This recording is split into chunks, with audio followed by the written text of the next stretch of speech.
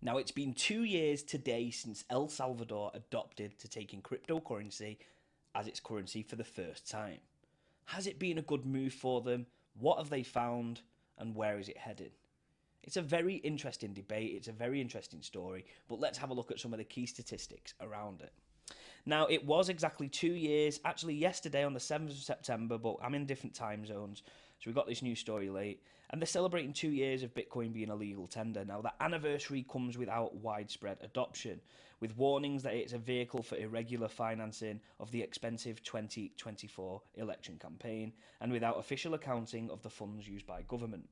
Now, the Central American country became the first nation in the world to actually try and actively create this as their legal tender.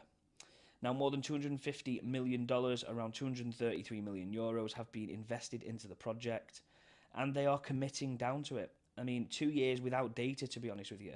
The government allocated $150 million for trust exchange dollars, and at least $107 million of that was invested into the purchase of 2,381 bitcoins to deliver around $30 in bonuses to those who downloaded the government's digital wallet, amongst other things. Now, information about these funds has been kept secret by state institutions, and the only official source is basically what you're seeing over on Twitter.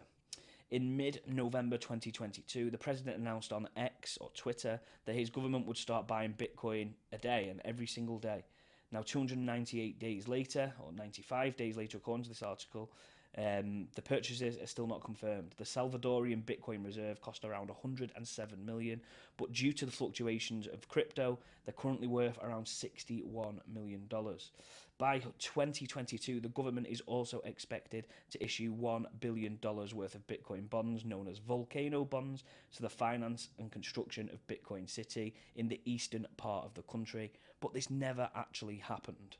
Now, is Bitcoin going to fund campaigns in America, and is this going to cause wider issues? I think that is clearly a political issue, but let's have a look at some of the facts. You know, this happened 2021 September, so why don't we go over to that? So let's head on over to all.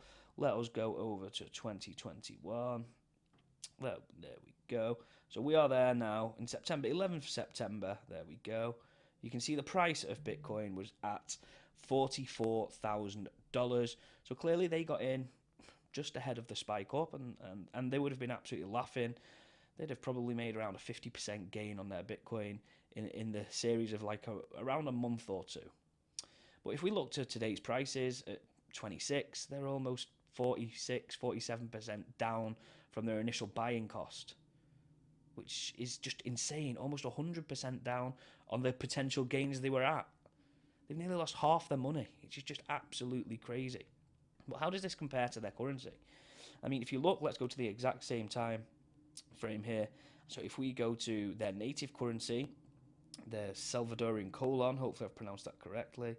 Now, on the 10th of September, it was $1 got you 0.11 of the native currency.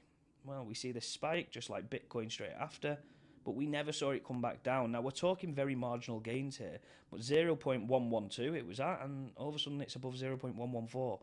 So potentially this country would have been better not adopting Bitcoin and keeping its native currency. Now, that isn't going to become great news for people that know me and know my passion for cryptocurrency, but we have to be real around some of the risks of these nations doing this.